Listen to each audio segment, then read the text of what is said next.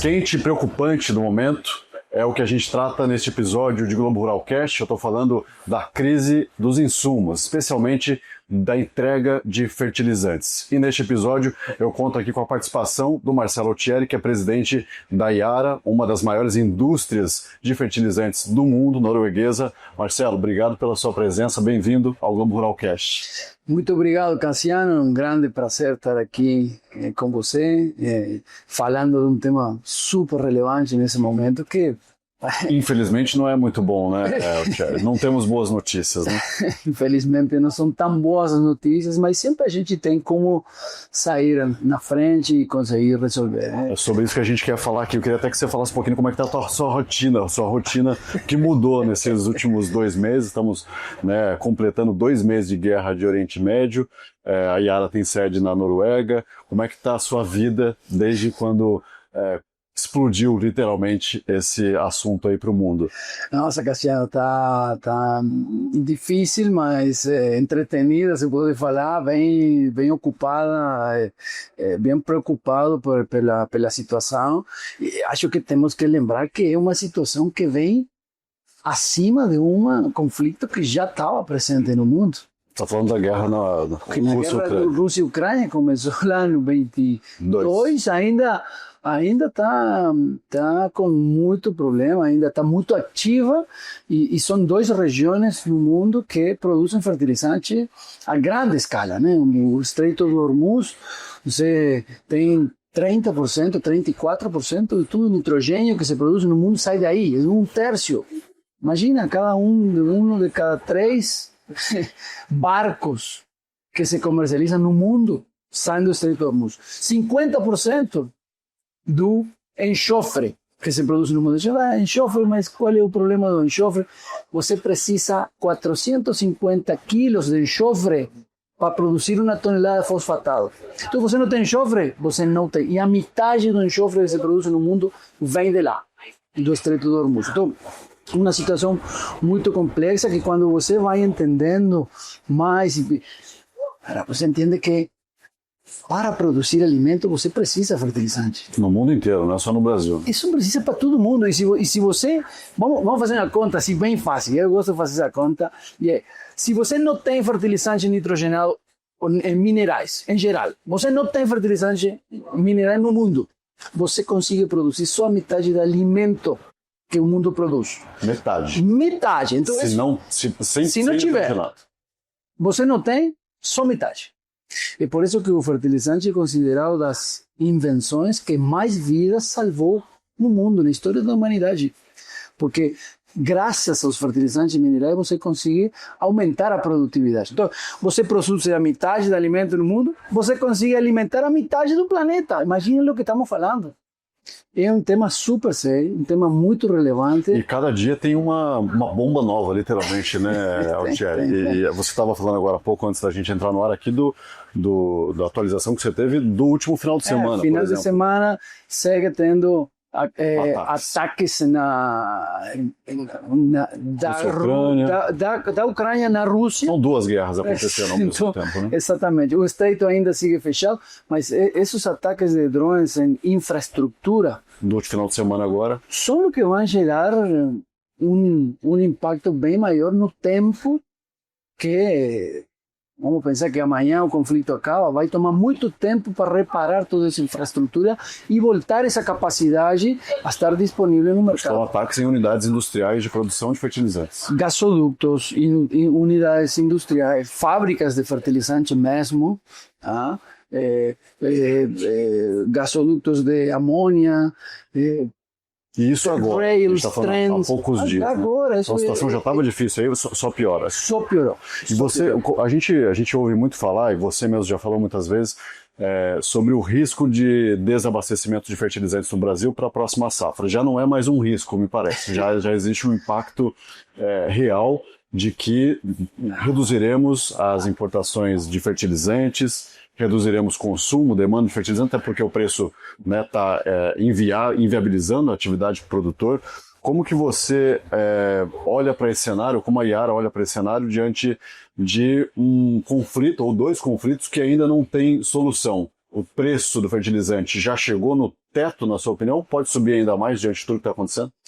Acho que fazer futurologia em termos de preço e custo é muito difícil nesse momento. Mas o que nós podemos falar são de fatos que acontecem e é que o Brasil depende 85% do adubo que consome é importado. Então o Brasil tem uma dependência. Tá? E isso foi assim porque o Brasil é o maior mercado consumidor de fertilizante no hemisfério sul.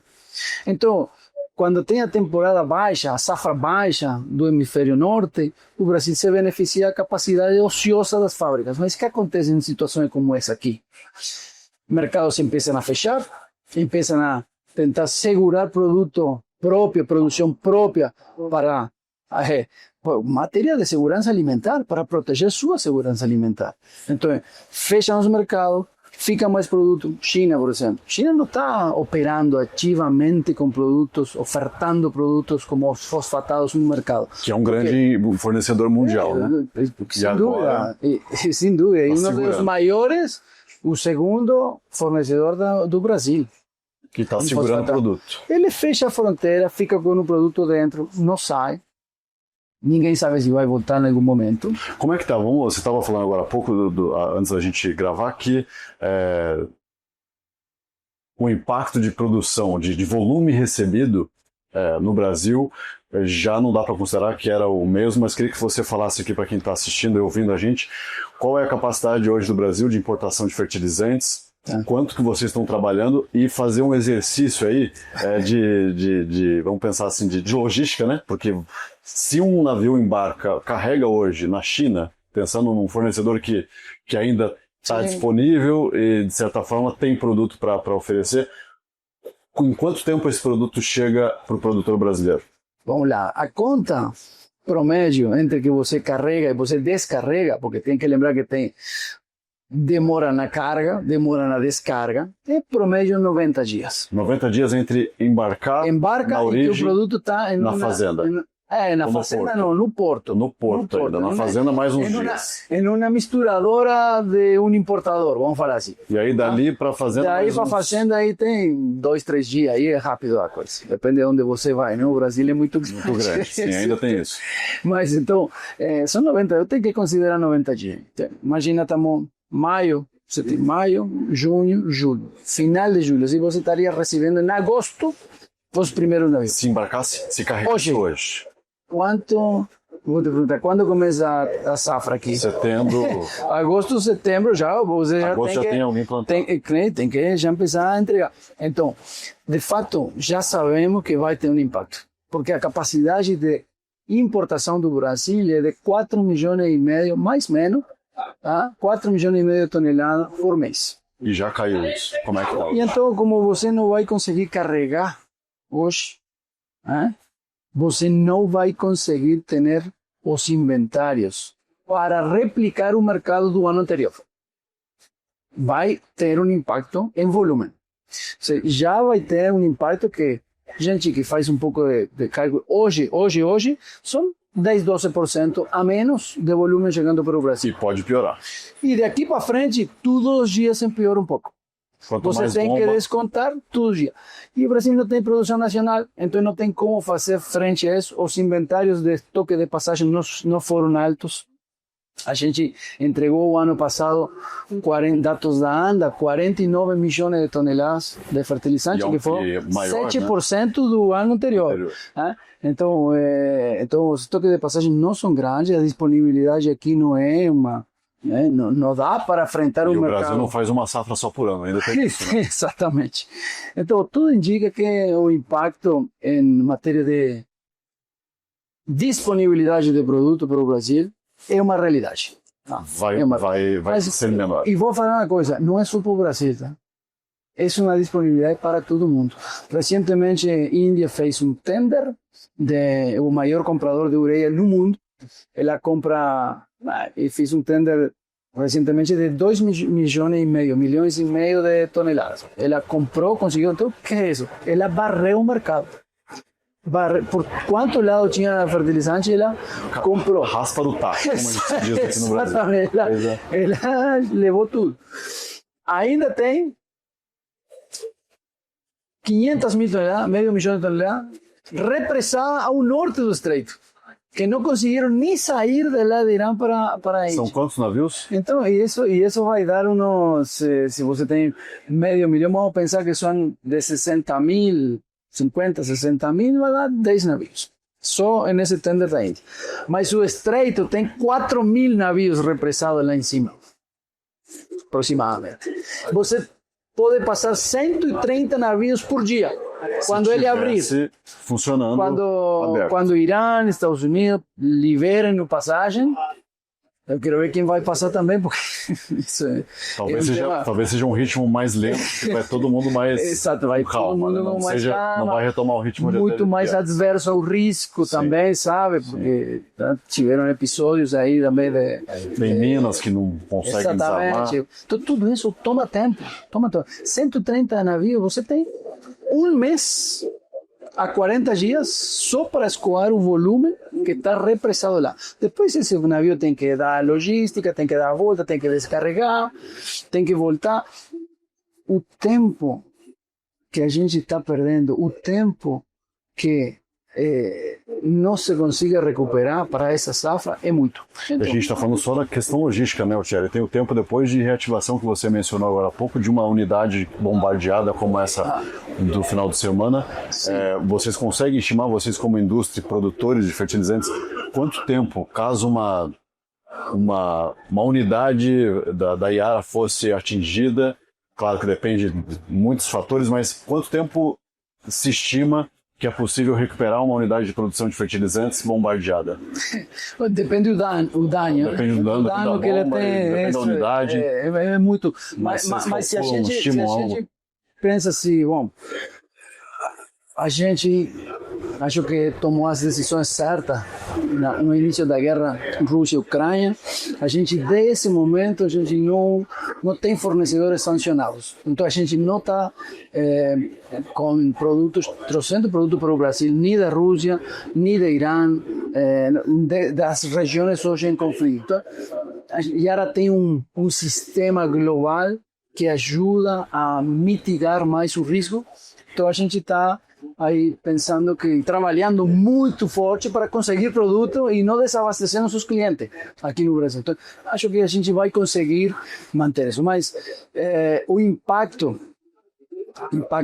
que hoje está feito na infraestrutura pode tomar até um ano voltar à capacidade pré-guerra. A capacidade não significa que já vai produzir o que era. Um ano você vai tomar para recuperar todas essas infraestruturas e voltar à capacidade. E são quantas unidades? Você tem esse dado hoje? Quantas mais ou menos unidades atingidas e que de alguma forma afetam essa Eu não tenho esse dado preciso, mas entre vias, trem, gasodutos, Rússia, Ucrânia, são dezenas, tem mais de 67 unidades que estão impactadas. Então, é muito difícil saber quanto potencialmente vai impactar em volume de produção, mas vai impactar. Hoje, o grande problema que está materializado já é a logística. Sim. Você não consegue extrair matérias-primas para produzir, não aí, em outras regiões. Vamos pensar assim, não tem produto e não tem produzir fluxo fosfatado no Brasil. Eu tenho que trazer enxofre. Se a metade do enxofre que eu preciso para produzir está represado lá, o que significa? Não tenho. Não tem como produzir. E eu tenho que concorrer pelo enxofre não só contra os adubos, contra o setor de energia, que esse é o grande problema. Hoje, as baterias de carro precisam um alto conteúdo de enxofre também para produzir. Necessita alto conteúdo de ácido fosfórico. Todas as matérias-primas que são utilizadas na fabricação de adubo. Então, a concorrência entre energia outro segmento e alimento é cada vez maior, sabe? E aqui um ponto que eu acho bem relevante para trazer o contexto desse impacto é que você não consegue hoje rodar as fábricas a capacidade plena. Isso no Brasil? Fora tudo. Fora e no Brasil. Por quê? Porque você não consegue trazer essas matérias-primas para produzir. E aí fica com uma capacidade ociosa também. E queda com capacidade ociosa, tem um impacto na indústria. Uma indústria no Brasil que já era ineficiente, vamos falar assim, por os custos energéticos, fica ainda mais difícil de resolver. Você vê que desde que o Plano Nacional de Fertilizante, que teve um maravilhoso objetivo de produzir mais, desde que o Plano Nacional de Fertilizante acontece, que sim, que foi que começou, tá? O plano com o objetivo de aumentar a capacidade de produção no Brasil, a gente só fechou fábrica. Tem 1 milhão a menos, 1,5 milhão de toneladas a menos de produção local. Então, que é uma coisa que se você olhar cada vez que tem um conflito, a gente se lembra, por que o Brasil não produz? Por que a gente tem que trabalhar, não só quando chega uma guerra, não pode ser um plano de um governo, isso tem que ser um plano do Estado do Brasil. O Brasil tem tudo para produzir.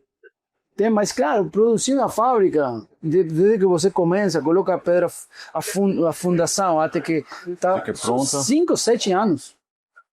Então tem que ser um plano consolidado de muito longo tempo. Alcher, eu sei que isso provavelmente vai até depor contra vocês, mas acredito também que não, mas a produção, quanto você acredita que o Brasil poderia reduzir a dependência de fertilizante importado caso tivesse investido 7 anos atrás em novas unidades? E no que o Brasil consegue ficar menos dependente? Porque não são todos os elementos também, né? Imagino que potássio tem bastante, calcário, mas tem alguns componentes aí que não sei se são impossíveis ou não tem tanta Brasil tem muita coisa, tem fosfato, tem potássio, tem calcário, sem dúvida, mas tem uma coisa que eu acho que é fundamental e que o Brasil não utiliza, tanto que gás. Com gás natural você produz amônia, com essa amônia você produz fertilizante nitrogenado. Quão complexo é isso e por que a indústria não investe, na sua opinião, nesse segmento? Petrobras agora está reativando uma indústria que estava abandonada. Sim. Eu acho que tem que estar um marco para que, o frame, um marco para que esses investimentos aconteçam. E o primeiro assunto é o custo da energia. Se você quer ter um recurso natural e você tem que ser competitivo com outros fornecedores de energia. Então, no Brasil, o custo de 1 milhão de BTU de gás pode estar rondando 15, 16, 18 dólares por milhão de BTU. Quando uma mesma unidade no Henry Hub, no Golfo de México, custa 1. Então, o custo ao que chega para o produtor é bem diferente. Então, o Brasil tem gás? Tem. Petrobras está reinjectando gás permanentemente porque não tem o que fazer com ele. Mas quando nós, como indústria, queremos adquirir esse gás, o custo é muito alto. Então, isso é um grande desafio produzir. Então, acho que se não é pelo lado do gás, o Brasil tem que explorar outras fontes. Tá? O Brasil tem uma oportunidade que não tem nenhum país no mundo para fazer e basar tudo na reindustrialização, tá? Dos fertilizantes baseado em biometano, por exemplo. O maior produtor de biometano está aqui em São Paulo. Você tem 6 milhões de hectares de cana. As usinas todas produzem biometano. Fora a criação animal.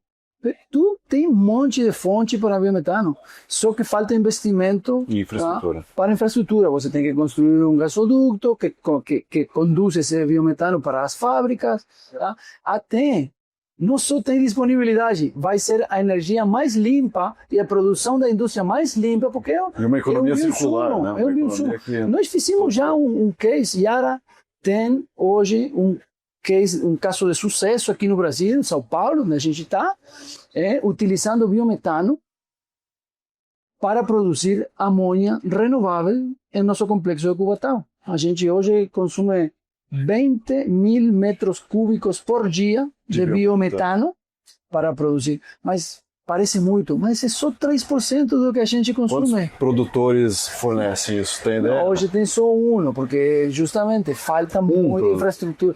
E é que é muito difícil sem infraestrutura. Vamos pensar assim, 20 milhões de metros cúbicos, quantos caminhões são?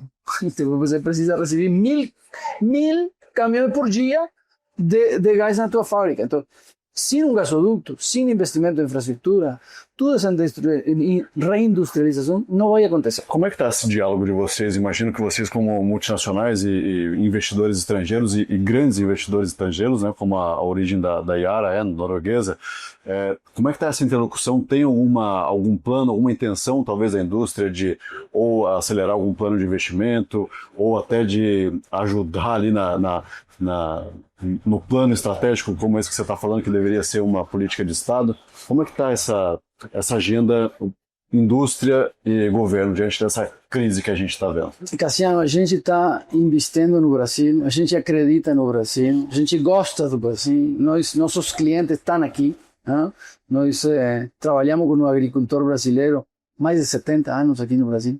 Assim, é impossível a gente pensar que não vai investir no Brasil. A gente investiu já, nos últimos 15 anos, 15 bilhões de reais. E a gente vai seguir investindo no Brasil porque a gente acredita. Mas aí precisamos também concorrer com outras alternativas. A gente está em uma companhia privada onde assim, você tem opções de onde investir teu dinheiro. Onde você vai investir?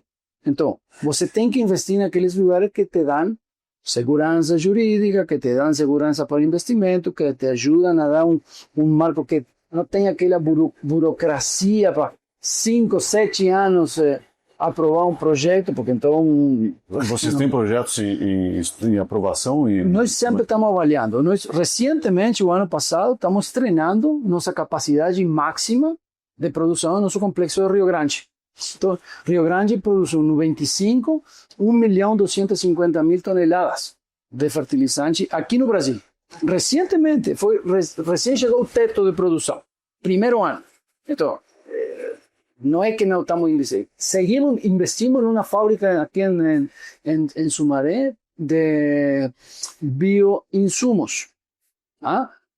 Alta tecnologia, pesquisa e desenvolvimento. Colocamos 42 milhões de dólares em 2 anos para pesquisa e desenvolvimento. Contratamos time, contratamos para desenvolver produtos que ajudem ao agricultor a tomar uma melhor decisão.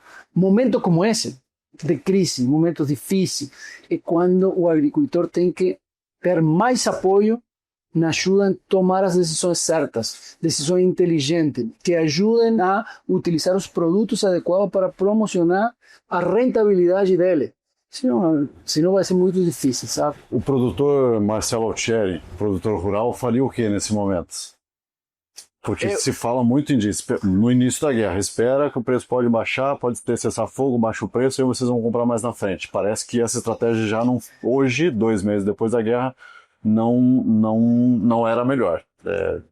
Hoje, com preço alto do fertilizante, dos produtos aí inviabilizando a atividade, o que o produtor faz? O produtor tem que tomar decisões inteligentes. O produtor tem que buscar parceiros sérios, porque também tem muito problema, muito risco do produto não chegar ao Brasil. O agricultor fica com um compromisso: eu comprei, não me entregam, o que eu faço? E ainda pagou caro. Então, essa é a pior das contas. Então, buscar parceiros sólidos, buscar parceiros confiáveis, buscar parceiros que tenham resultados baseados na ciência, né?